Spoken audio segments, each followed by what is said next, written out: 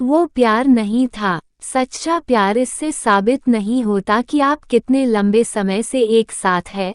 सच्चा प्यार तब पता चलता है जब परिस्थितियां खराब चल रही हो और फिर भी आप एक दूसरे के साथ रहे, एक दूसरे को सपोर्ट करे और जिंदगी में साथ आगे बढ़े। रूबी एक फैशन डिजाइनर थी और नितिन एक कंपनी में सेल्स मैनेजर का काम करता था। रूबी और नितिन एक दूसरे को कॉलेज से जानते थे और एक दूसरे से प्यार करते थे। उनके रिलेशन को लगभग 6 साल हो गए थे और अब रूबी नितिन से शादी करना चाहती थी। पिछले महीने नितिन का प्रमोशन हुआ था, तो इसी कारण उसे दूसरे शहर में शिफ्ट होना पड़ा था। जाने से पहले वो रूबी से मिला था। रूबी बहुत उदास थी कि अब वो दोनों मिल नहीं पाएंगे, लेकिन रूबी ने नितिन को कभी मना नहीं किया। जाने से वो चाहती थी नितिन अपने करियर में आगे बढ़े और यही सोचकर उसने खुशी खुशी नितिन को जाने दिया था। वो दोनों एक दूसरे को रोज फोन करते थे और घंटों बातें करते थे। रूबी उससे उसके नए काम, नई जगह के बारे में पूछती रहती कि सब कैसा है। उधर वो समय पर खाना खाया है ना, काम में ध्यान लगता है ना, रूबी उसे उसका सब कुछ पूछती थी। 1 साल अच्छे से बीत गए थे, लेकिन फिर कुछ ऐसा होने लगा कि रूबी बहुत परेशान रहने लगी। नितिन ना तो खुद रूबी को फोन करता था और जब रूबी फोन करती थी तो ये बोलकर फोन रख देता था कि वो काम में व्यस्त है।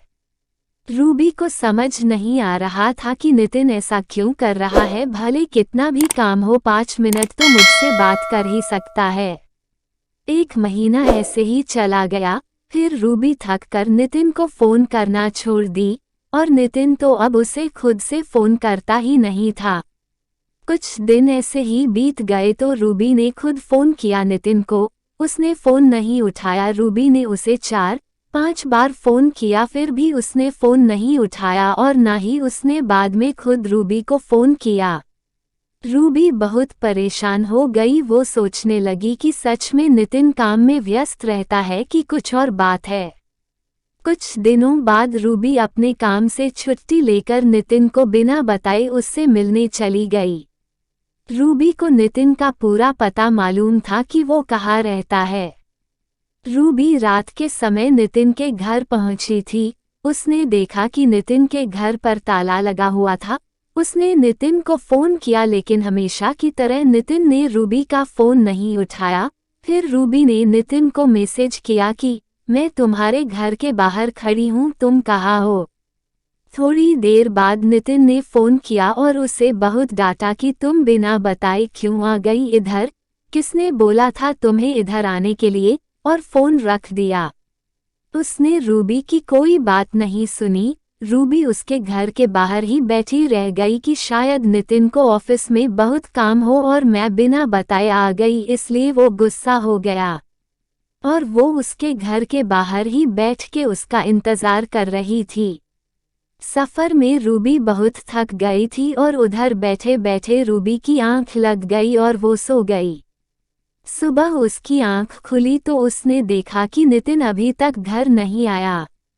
उसने फिर से नितिन को फोन किया। फोन उठाते ही नितिन बोला, क्या है, तुम मुझे बार बार क्यों फोन कर रही हो। रूबी बोली, तुम कहाँ हो, रात भर तुम घर नहीं आए, मैं इधर तुम्हारे घर के बाहर कल रात से तुम्हारा इंतजार कर रही हूँ। नितिन गुस्से में बोला, तुम चली जाओ, मैं नहीं आ सकता। रूबी की आंखों में आंसू आ गए। रूबी बोली, क्यों कर रहे हो ऐसे, मेरी क्या गलती है ये तो बताओ। नितिन बोला, तुम जाओ, मुझे तुमसे कोई बात नहीं करनी, और फिर फोन रख दिया। रूबी बहुत रोने लगी। उसके पास वापस जाने के अलावा कोई रास्ता नहीं था।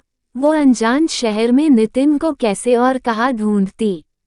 फिर उसने सोचा कि नितिन के पड़ोसियों से एक बार पूछ ले कि नितिन यही रहता है ना कि कहीं और शिफ्ट हो गया है।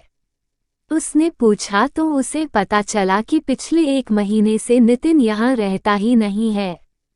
ये सुनकर उसे और बुरा लगा कि नितिन ने उसे कुछ नहीं बताया था कि वो कहीं और शिफ्ट हो गया है।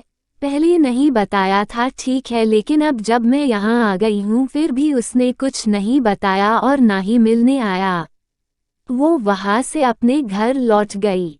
वो बहुत बेचैन हो रही थी, नितिन ऐसा क्यों कर रहा है।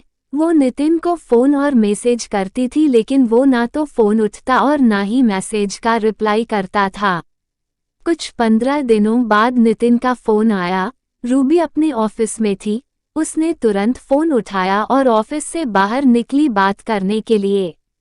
वो पूछने लगी कि नितिन तुम्हें क्या हो गया है, तुम मेरे साथ ऐसा क्यों कर रहे हो, मुझसे कोई गलती हुई है तो मुझे बताओ, लेकिन मुझे ऐसे इग्नोर नहीं करो, मुझसे बात करो। उधर से नितिन बोला अब प्लीज़ तुम मुझे भूल जाओ, मैं किसी और से प्यार करता हूँ और उससे शादी करने वाला हूँ और पिछले 1 महीने से उसके साथ ही रहता हूँ, इसलिए तुमसे मिलने नहीं आया था उस दिन। हो सके तो मुझे माफ़ कर देना, मैं अपना फ़ोन नंबर भी बदल रहा हूँ। इतना बोलकर नितिन ने फ़ोन रख दिया। रूबी ये सब सुनकर तो मानो जैसे उसके पैरों के नीचे से ज़मीन ही निकल गई। उसका दिल बहुत ही तेज़ी से धड़कने लगा। वो रोने लगी और सोचने लगी कैसे 6 साल का रिलेशन ऐसे कोई एक झटके में तोड़ सकता है।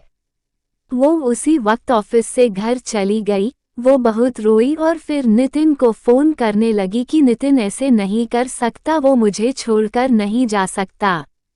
लेकिन जैसे नितिन ने कहा था कि वो अपना नंबर बदल रहा है, तो उसका फ़ोन भी नहीं लगा।